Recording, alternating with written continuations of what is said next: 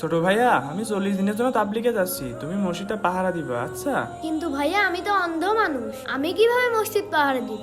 শোনো ভাইয়া, আল্লাহর ঘর আল্লাহ হেফাজত করবে, তুমি শুধু এখানে 5 ওয়াক্ত নামাজ পড়বে। ঠিক আছে ভাইয়া, এই দান বাক্সে তো অনেক টাকা, এটা ভালো করে পাহারা দিতে হবে।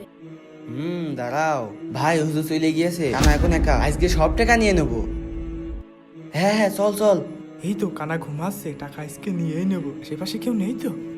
এই কারারে কারারে, এই তাড়াতাড়ি পালা পালা। আল্লাহ এই জায়গাটা টাকা ছিল, টাকা কোন গেল?